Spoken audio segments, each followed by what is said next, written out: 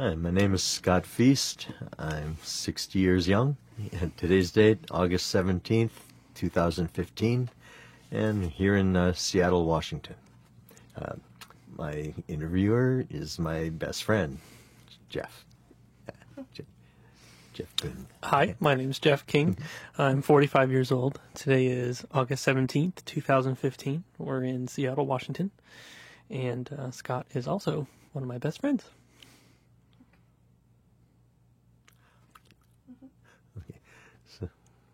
All right, so we're here today to talk a little bit about your life. Sounds good. Because from what I've heard, it's pretty amazing from all the stories you keep telling me. Yeah. I really don't know where to start, but I think the first question has to be the hair. My hair. When did it turn that color, and what color do you call it? Oh, okay. Yeah, it's, I started turning gray when I was 17, and, none of my brothers or sisters had that, just me, because I'm weird. Yeah, but it was a very gradual change throughout all the years. I didn't turn completely gray till mid-50s. Wow. And so it was really cool. Growing up, people were commenting on it because the gray was actually silver. And now that it's all right, I used to think salt and pepper, and now it's like, what's pepper? But and the silver kind of faded to white, but hey, at least I still have hair. Right. And you're easy to spot in a crowd. Yeah. So I've known you for about 8 years. Yeah, right? I think that's Something about like right. And I remember the night we met, and something was different about you. Do you remember that night? Yeah, I do. Yeah. I'm walking in on crutches. You and your partner were hosting a holiday wine and cheese party, and a friend brought me along, and that's how we met. Yep. I remember you tried to walk through the door by yourself, carrying stuff with crutches. With crutches, always trying to do too much. Yeah, I know. So tell me a little bit about where Scott Feast started, where you were born, and what your family was like. Yeah, I was born in Milwaukee, Wisconsin, on New Year's Eve, baby. Dad always said, hey, push, honey, push. We want a whole year tax deduction for one day. But because you were born on December 31st, 1954. And third of 6 children, all born within 7 years. Wow. But great parents. We had a lot of love in our family. Not much money, but I think the love is a more valuable, asset than the money. Sure. So, do you remember having a good childhood? it was a pretty good childhood, I guess. There's good and bad, and I felt like an average kid, but after a while, I just realized I'm a little different. But I don't You know. did normal things, all the normal things kids did. Yeah, did my best to do so. And to fit in. We were both altar boys, I remember. Oh yeah, yeah. I didn't like being an altar boy actually too much. And it was okay for a while, but they started assigning me to the 5:30 a.m. masses and 5 days a week, and then go to 7:30 mass to start the school day. Same thing. I know. Thing.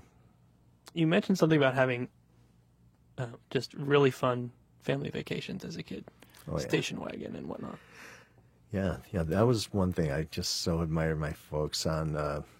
Like Dad worked first shift, in the factory. Mom worked third shift as a nurse, and they still managed. They took their vacations at the same time, so they could pack their 6 kids plus 2 neighbor kids or cousins into a station wagon, towing a pop-up trailer, and driving all around the country to all the national parks, national monuments, whether man-made or nature-made. Mm-hmm. It was just an amazing education for all of us. And were you always stuck in the back or the front? Mostly in the back, crowded with other kids. There are all of us in there. And but boy, the things we saw and the education that came out of that it just lasted a lifetime. And that was in the 50s. 40s. Well, 60s, 40s. All right. Mostly 60s and No, that's about Late 60s. late 50s. But Okay, yeah, cool. So we progressed past the vacations a little bit, and there was a day in school that you realized something was a little different. oh, okay. You tell me about this every once in a while because it still sits with you. Yeah, is my first recollection of a reason why I was different from all the other kids. It was fourth grade, and a new kid in class sitting right next to me across the aisle, and I looked at him, saw his profile, and just thought to myself, "Wow, what a cute kid." And then kind of recoiling inside, going like, "Why would I even think that?" Mm-hmm. But that was like the first sign that I was gay. Yeah, but you just didn't realize it. Oh, at that didn't point. realize it. No, Yeah, good Catholic boy. good Yeah. Catholic boy. Yeah. So I was just about to say, did being Catholic and the altar boy have anything to do with that? Oh, yeah. I just thought it was temptation of the devil, and I've got to be strong and fight the devil. That darn devil. So being gay in your community was still not accepted, even though it was the 60s. Yeah. And you, there was someone living in your community that didn't really help you. Yeah. Well, I was born and raised in Milwaukee, and that happens to be the hometown of Liberace. But back then, gay wasn't even a consideration, not even a word. People had no clue, and they thought that Liberace was like, what an entertainer. He's so eccentric. All the women love him. They wish they had furs and jewels like he wears, and like no concept that he was possibly gay. And so I had no clue of that in myself, and certainly no one to talk to about it. And, it was kind of a struggle. Right. So we moved on to high school. So you graduated in 1973, you said? 73, yep. And you told me that even then you still didn't feel like you fit in high school. Yeah, I wasn't much of a sports enthusiast.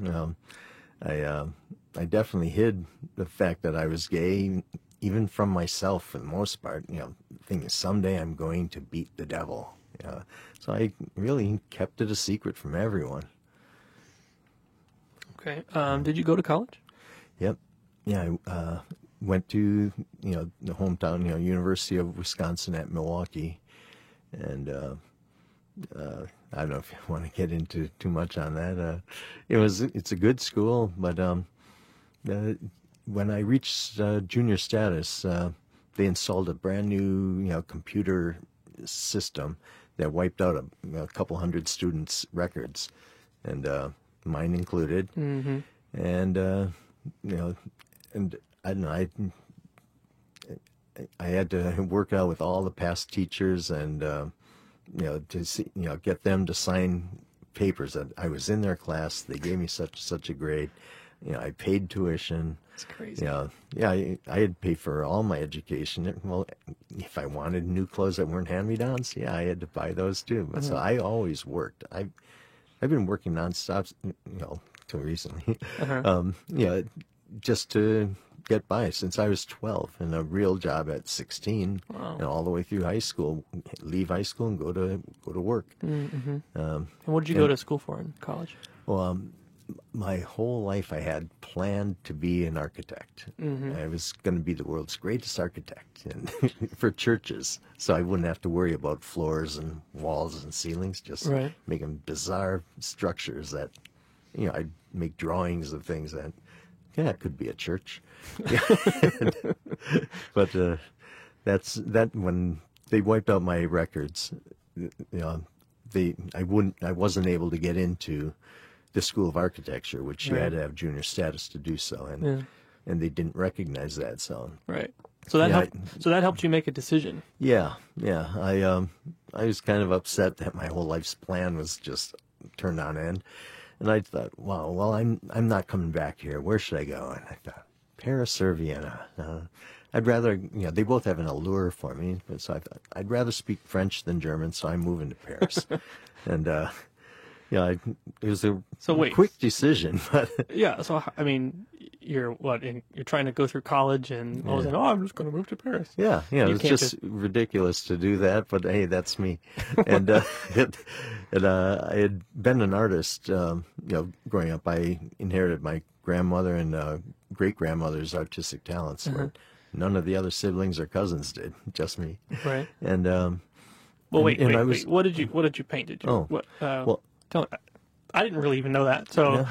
Okay, I dabbled in all kinds of mediums, just trying to find my niche, and I never quite did. But I look around at some of the paintings I gave a lot away, and sculptures, but a lot I still have, and I'm like, not one is similar to the other. Right. And yet one of them back then, when I was deciding to move to Paris, it was good enough for me to sell for $2,000, and that helped finance my moving to France. Wow. That's It sweet. was just sitting on the airplane, all of a sudden, like, oh, I'm moving to France, and I don't even speak French. Oh, okay, well, adventure. Start an Yay. adventure, yeah. So, the University of Wisconsin kind of screwed up. You sold one of your paintings, where you stayed for more than a year, right? Yeah. It was the better part of 1976, 1977. And I started out living on the Riviera in Antibes, Juan-les-Pins. They had a French immersion school there, and so that was great. And when that finished, I moved up to Paris. But while I was in Antibes, that was the first time I ever saw a palm tree, and it was like amazing. What, no palm trees in Wisconsin? Not really, no. But and in between classes, or like when I wasn't in school, I had a little moped that I'd ride up and down the Riviera. It was just amazing. Right. And remind us how old you were? I was 21 then. Wow.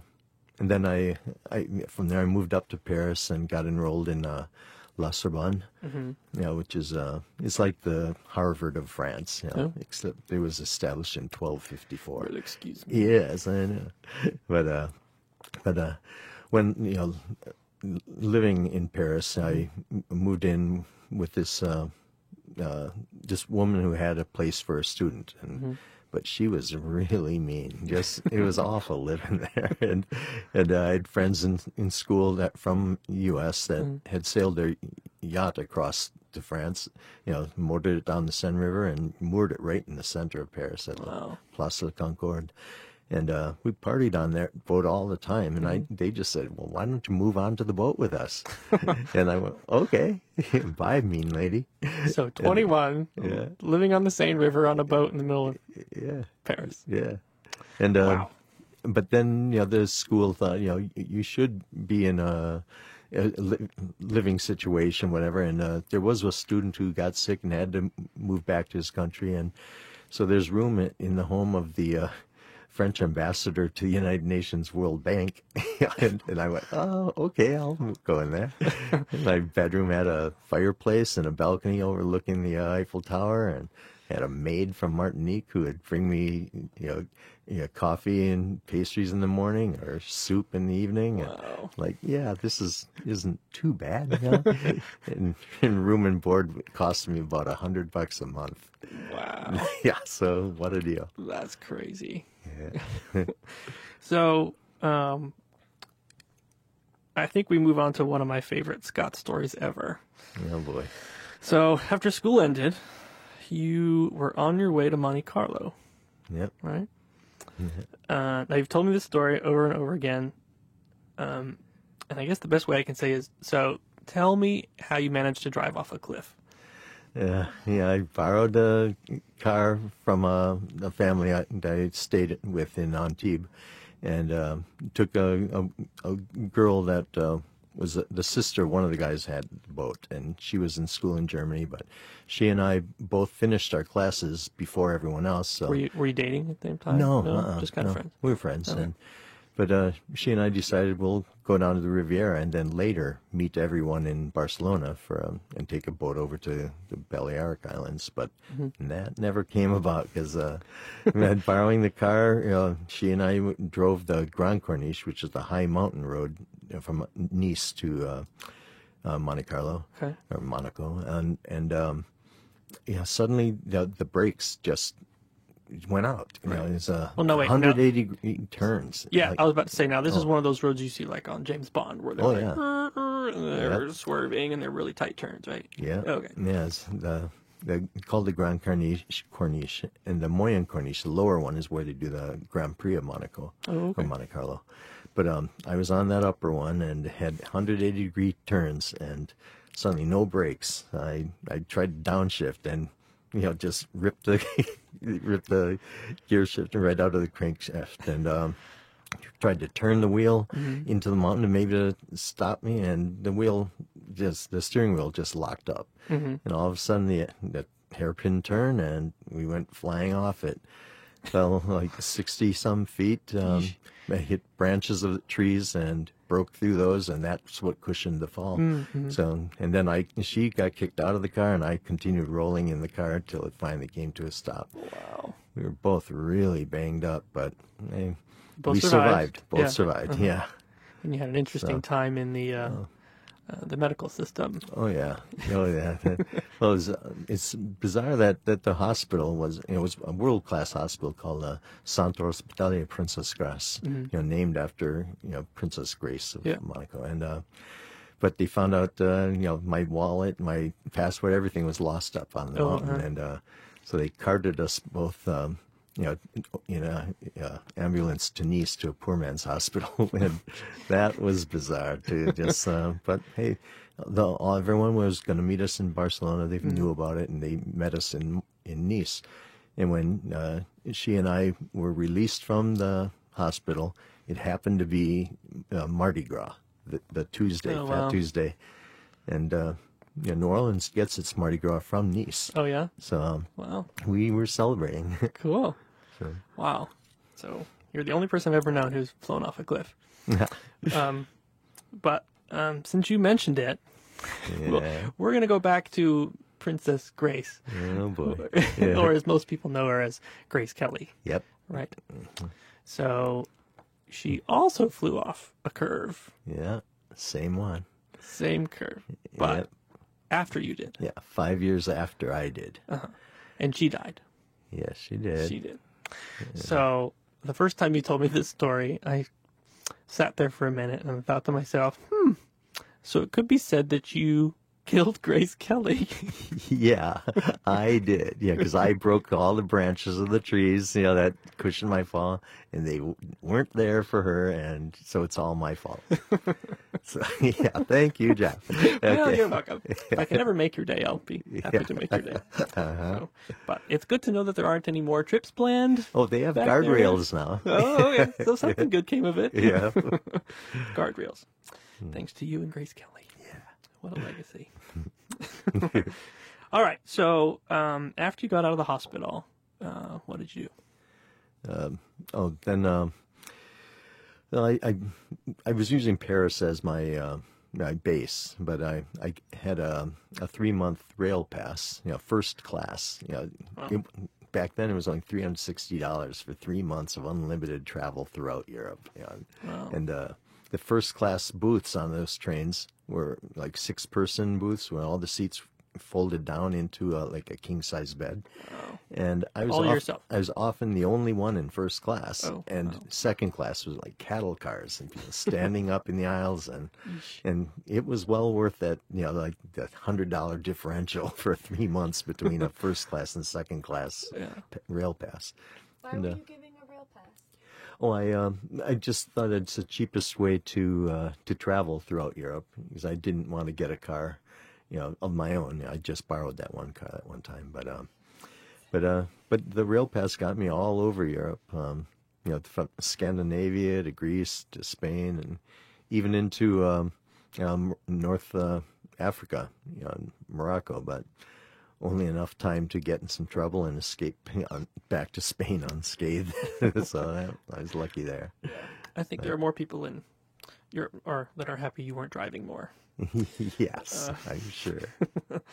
So, while you were in Europe, you told me you came into contact with some famous people. Oh yeah, yeah. Boy, there's I saw Rudolf Nureyev. In a ballet. I can't quite remember which ballet it was, but it was amazing to see him. And then when I was in Rome, got to the Vatican, and I was in a crowd, with Pope Paul VI. More than once, though, right? No, well, just him. Another trip to Spain back in 1993. I actually was in an audience with Pope John Paul II. Oh, okay. But still a crowd, not a huge crowd, but I mean, he was about 10 feet away. Wow. But that was amazing. And then living in Paris, Jean-Paul Sartre. He was You have to remind me who he is.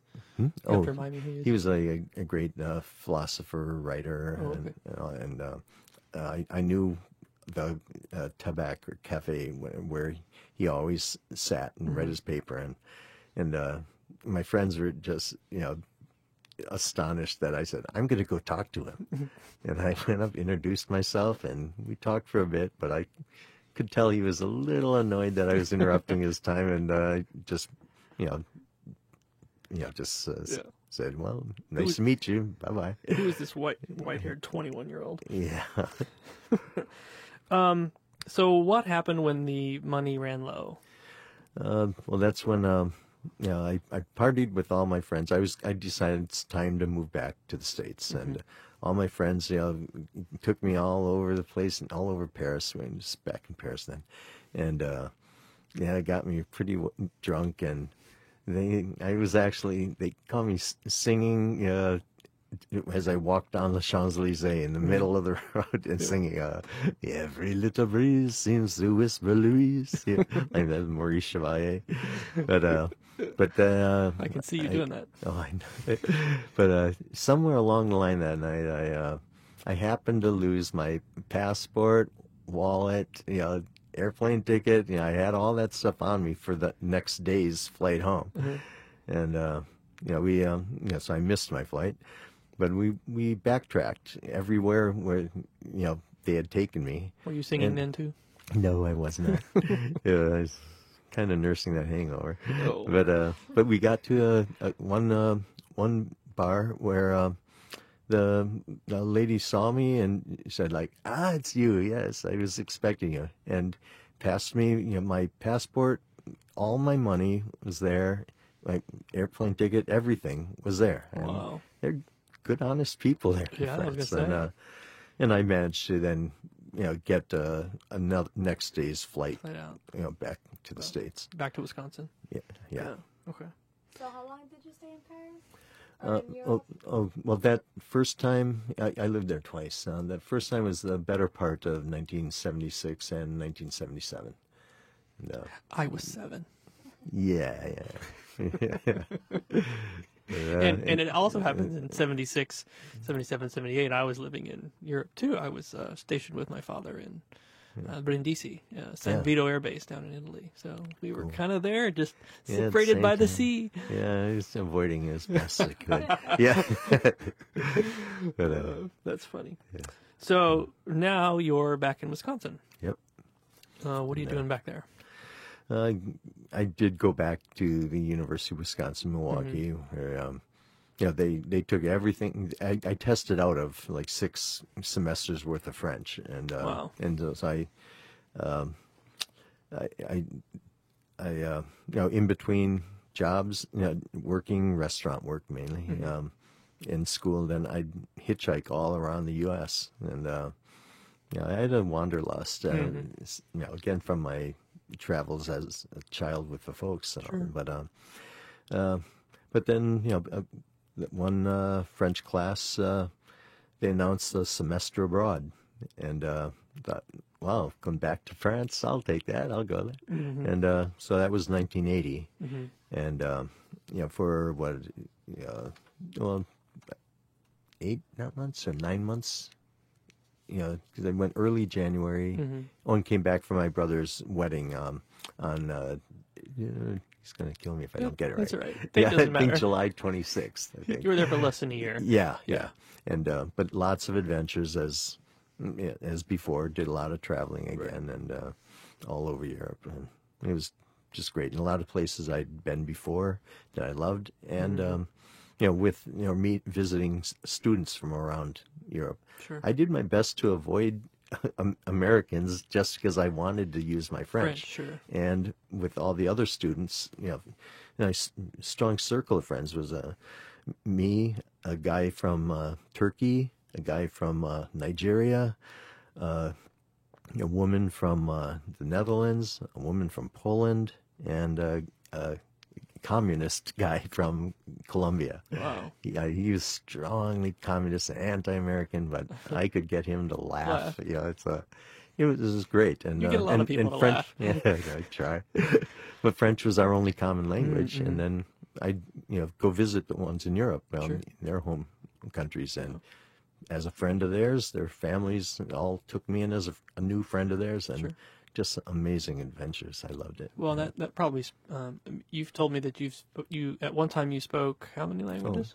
Well, I was getting by in 6 languages, and my French and English were fluent, but I could get by in German, Italian, Spanish, and Greek, and and then like just some of the greetings in other languages, but you can do that from a phrase book too. But well, I'm still working on English.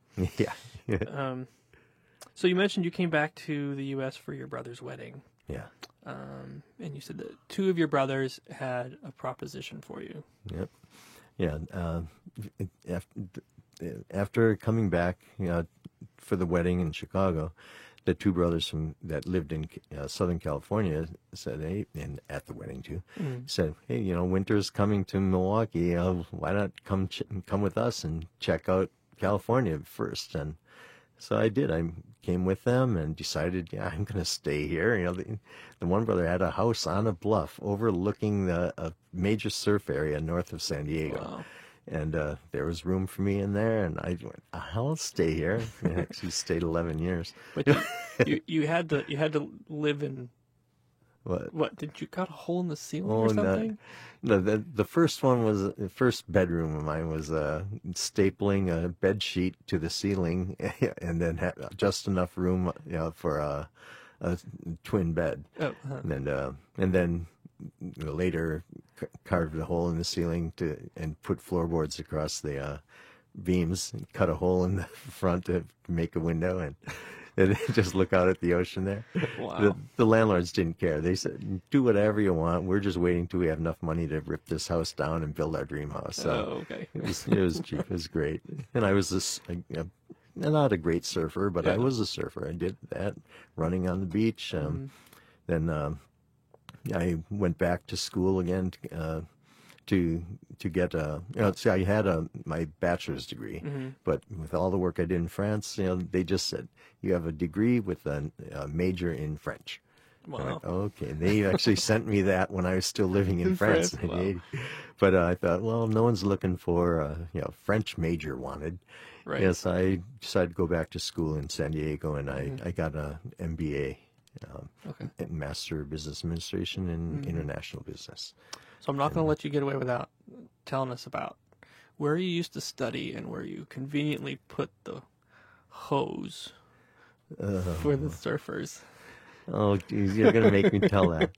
Okay, yeah, and I wouldn't still, be a friend if I didn't. Yeah, of course. I still wasn't completely out of the closet, but I by that time I definitely knew that I was gay, but hiding it from all my straight family and friends down there, and but being a major surf spot, right overlooking the ocean there, all the surfers, just left their surfboards in our yard and would climb down and go surfing, drop off their surfboard, and go on with their day. But Thanks, dude. we, but I hooked up a hose, just outdoor hose, just hanging just off my bedroom window, and say, "Hey guys, if you want to wash the salt water off first, go ahead." And they they'd just peel off their wetsuits right in front of me, like, "Hey, dude, I'm just here to shower. Go right ahead, pal." Wow, And that's so funny. that was, I can't believe nobody even suspected anything yet. But Yeah, hello. but- oh no, I'm just studying. yeah, but oh yeah, I'd turn my desk so I'd be looking right out the window, like, oh, Oh, you cracked me up. yeah, So San Diego Yeah. catering yeah, helped you come into contact with some more famous people.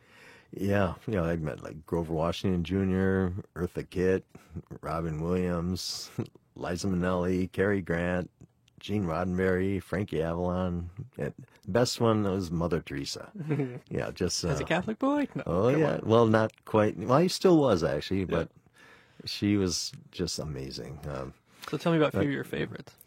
Oh, a couple of favorites, like Gene Roddenberry, working in, I was working at maitre d' of a lounge at La Costa, and I'd sit at his table, and he'd tell me about his upcoming new series on Star Trek, Next Generation, and he wanted a fully gay character, because there'll be totally gay people in the future. Yeah. And I didn't tell him I was gay yet. He just But started he talking just to you told out me of the about blue. that, and I thought it was great. And Frankie Avalon, he just asked me once, like, "Wow, you're here almost 7 days a week, right? And what do you do? Because it closes at 2 a.m. And what do you do?" And he goes, "Well, I've got my limo. Care to just go up, and, for a ride up and down the Pacific Coast Highway and have cocktails?" I went, "Sure, let's do that, Frankie." And we did it about Wow. 5-6 times, and that was it, though. Just riding up and down, having Yeah, cocktails in his yeah, car. Yeah. Wow. And then Eartha Kitt, just started sitting in on a set at this jazz club, and went back to her table for two, just have a cocktail. And I went, "Say, is this seat available?" And she was stunned, like, "Yeah, it's taken by you." Wow. So I ordered us a cocktail and just thought, I shouldn't stay too long, and But you finished sat the down and cocktail. talked to Oh her- yeah, talked with her. yeah. She signed my coaster. Oh, I hope you still have it. It's somewhere, I know. Yeah. But and then Robin Williams, I was on ski lift, and the singles. Hey, is there a single to fill in the seat? And it happened to be Robin Williams, and we had a great conversation all that way. But until the chair let out. But my best was Mother Teresa, and it was through a contact from my catering that he said he was as a priest being installed at her new facility outside Tijuana. And so when I met her, I got to just holding her hands, I just naturally, involuntarily fell to my knees. Right. And she just patted me on the head to stand up, and I said, "Mother Teresa, would you please pray for me, my family, and friends?" And I'll never forget how she said it. She says, "I always do." and then I was shuffled off because there's a line of people to meet her. But Right. but that was just amazing. Right. So now we're going to jump ahead a little bit. So Okay. you came out while you were in San Diego, but Yeah. you made a decision to move to Seattle because you were kind of taking care of your brother for. Yeah, one brother had moved away with by then his family, but my other brother, he was in a very bad car accident, and he was paralyzed, from the chest down, and his wife was 7 months pregnant with their only daughter, who ended up being my godchild. Yeah.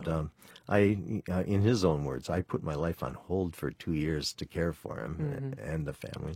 It's lucky you had to have you. Yeah, and I just thought after that he's at a stabilized as well as possible position, and I had to let him be husband and father. So I thought, to be myself, finally I'm moving, and I came to Seattle because I didn't know anybody, had no relatives, and I could be gay, be myself. Be who you are. Never regretted that decision. So you've kept yourself busy all these years. Oh yeah, yeah. I had a lot of jobs from some catering, but I didn't establish my own company at a movable feast like I had for 7 years. But then I worked in tuxedo rentals, and then I finally got into research at the university, and then most recently public health department program management. Mm-hmm. But I loved other activities though. Like I played on the gay softball league for a while, and I did a lot of skiing. And then I discovered this fabulous gay campground, and I've been a member there for years and did a lot of hiking. Had great friends, but cabin came available. Okay. Huh? Hold okay. on. Yeah. So before we talk about your cabin, Yeah. we all know that life isn't always good. Yeah. And over the past few years, you've kind of experienced some difficulties. So some of these difficulties have brought to light some things that have helped you. Yeah. Because you've struggled with a lot of these things for most of your life. Yeah. So tell me a little bit about some of Okay. those. Well, a lot of the stuff that made me weird in the past that I had no idea We're all weird, why. Scott. We're all But weird. it wasn't until about 6 years ago or so that I actually got diagnosed with ADHD. Not OCD, is obsessive compulsive personality, but I also have high anxiety disorder and bipolar depression disorder. Wow. And they definitely had an impact on me. And as some friends just said, like, oh, that so explains you. Yeah. I imagine it must have been a relief to kind of figure out these was things. actually, yeah. Yeah. But yeah, So you've been struggling with these for since you were a child, basically. And Yeah. there wasn't a label for them. They didn't know what No. it was. So it was obviously a relief to find out most of these things. yeah. How did it affect your work?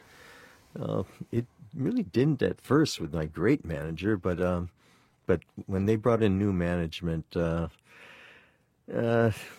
was almost a hostile work environment, and my earlier bosses treated me great in a fair and supportive manner, but the new management was pretty abusive. And, yeah. But hey, that's how life goes, and Right. and that's kind of why I'm not working now. Right. Yeah, at this point, but Yeah. And obviously you don't feel it was fair that you Oh, were it kind of wasn't. treated that way. no, not at all. Yeah. I know. But that's moved us on, hasn't it? Yeah. So now you have a condo with a Space Needle view. Yep.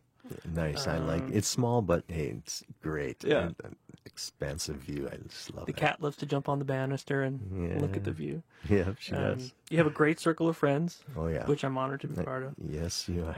Yes, you are. No, I didn't mean that, but like Yeah, that. But- yeah. I know what you meant. You have activities you enjoy, yeah. but besides all of that, you have what you call a sanctuary. Yeah, yeah. It's that's the cabin I was kind of alluding to earlier. That it became available just a mile down the road from that campground, and I just liquidated my CDs and things, and bought it, and it was the best investment of my life. And that it's a very rustic cabin, no electricity, plumbing, whatever, but candles and oil lamps. Yeah. That's I love it. wonderful. I love it. I love it. Go there all the time. I Yeah, can.